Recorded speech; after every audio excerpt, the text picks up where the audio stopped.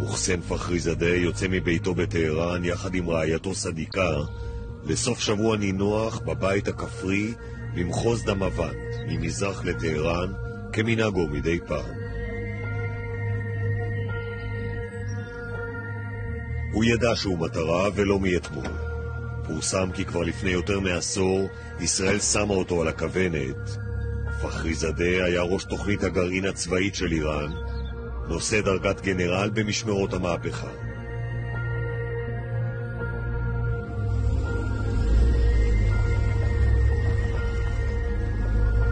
גם במשמרות המהפכה ידעו שיש עליו צלב. פחריזאדה היה אחד האנשים המאובטחים ביותר במדינה. ולמרות זאת הוא מתעקש לנהוג ברכב השני בשיירה בניגוד לכל תורת הבטחה. זו הטעות שלו. מי שחיסל אותו הכיר היטב את ההרגלים האלה.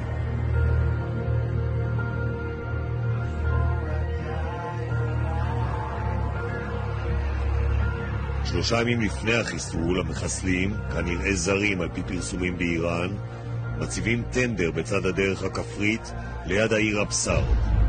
על הרכב, רובה צלפים, מוסתר תחת קרשים.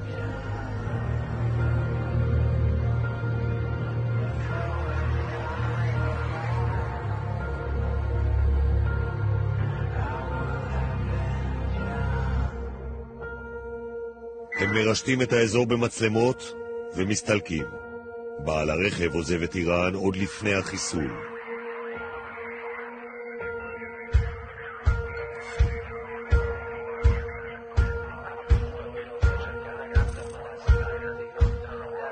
איש מהמבצעים לא נמצא בשטח.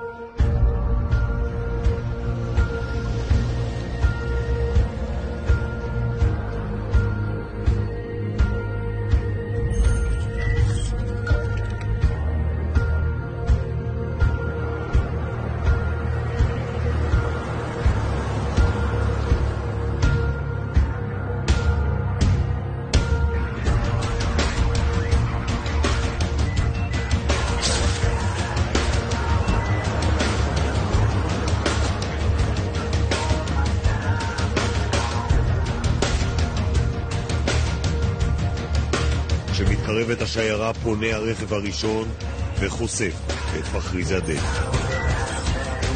לפי האיראנים תוכנת זיהוי פנים מזהה אותו בוודאות. وقتی منفجر میشه با یه طوری پرد میشه ما حتی مدارای الکترونیکی هم رو در آوردیم. سیستم بوده، سیستم فقط شاید فخرزاده بوده. چهره او الله میگه که خانم شاید فخرزاده بود. یه چیزی بود نخورد.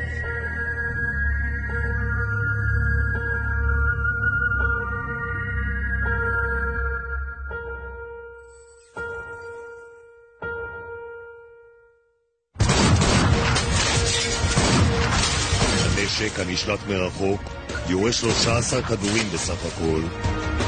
5 פגעו בפחריזאדה. איש מהאנשים האחרים בשיירה לא נפגע, גם לא אשתו, שישבה במרחק סנטימטרים ממנו. פחריזאדה יוצא בכוחותיו האחרונים מהרכב ומתמוטט. Nuclear scientist Dr. Mohsen Fakhrizadeh was fatally shot, reportedly in front of his wife. This was a high-tech plot involving an AI-powered facial recognition satellite-controlled robot machine gun. המאבטחים מחפשים את היורים, אבל אין כאלה. רק רכב שמשמיד את עצמו לאחר חיסול. Israel has claimed, while not saying they were behind the assassination,